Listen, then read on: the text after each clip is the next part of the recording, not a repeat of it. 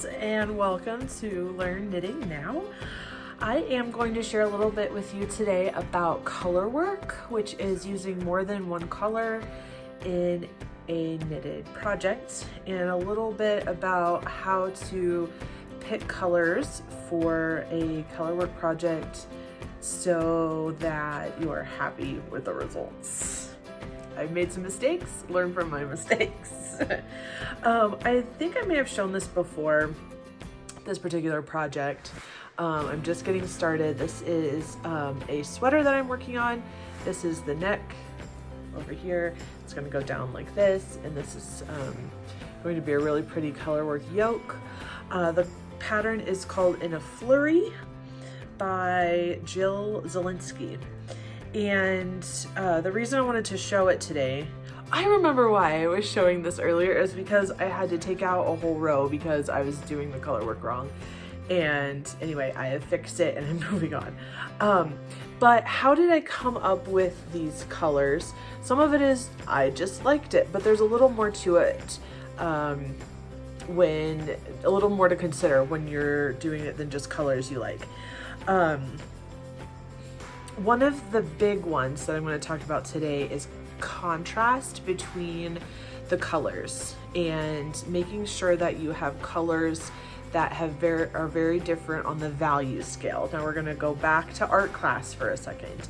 What is value? Value is the lightness and or darkness of the color.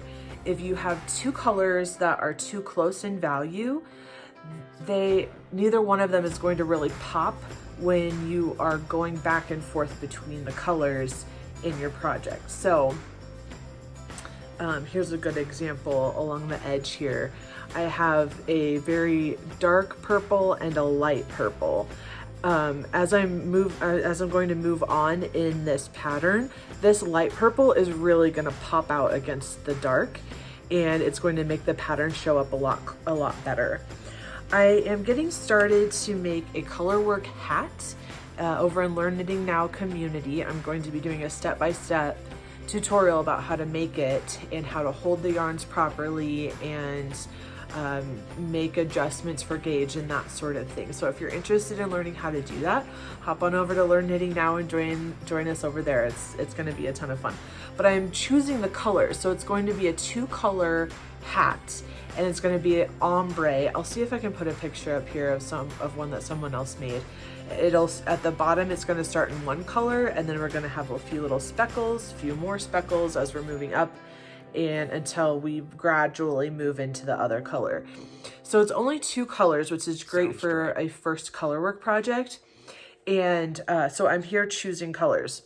These are colors that I considered. This red and blue. You would think with your color theory that red and blue would go well together, and they do go well together visually. However, if I was going to make a Colorwork hat with these 2 colors in that ombre that I'm talking about, you would not be able to see the color transition very well. And when I'm doing just a few stitches in each round that are in the new color, you're not going to see them very well. So what I decided to do instead was the blue, the kind of medium to dark blue, and this very light gray. You're going to see the color change much better that way. One tool that I've found is very helpful when I'm deciding the colors, which colors will go well together, is I will take a picture of 2 that I'm considering just with my iPhone and go in and edit it to be black and white. Obviously, you're not going to see the colors, but you're going to be able to see the value, the lightness and darkness of the colors. And are they very close or are they very different? So I'm going to put here the 2 photos of the black and white with the red and blue and the blue and gray. And you're going to be able to very easily see that the blue and gray are the better option because the values are so different. So The other thing I wanted to note was in a project like this, I have 4 different colors, and I think I might have one more that I'm going to add. I think it's like a green, maybe, I'm not sure. So you're gonna have 5 colors. So a good rule of thumb then with that is to have 1 or 2 dark, 1 or 2 light, and then the rest in the middle, depending on how many dark and light you have. And so that gives you some options about what to put right next to each other as you're working down the pattern. And in fact, I have the chart here.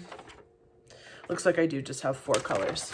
But this pattern came with a wonderful chart that was blank so that you can color it yourself. So when you're working through the pattern, you can color it, and so you're not trying to say, oh, well, they used these colors and I'm using those colors, and so, you know, what's my exchange? And I did it really quick on here because I don't want, you know, it's a paid pattern and I don't want to show too much, but that's really helpful too. So have a good day, friends.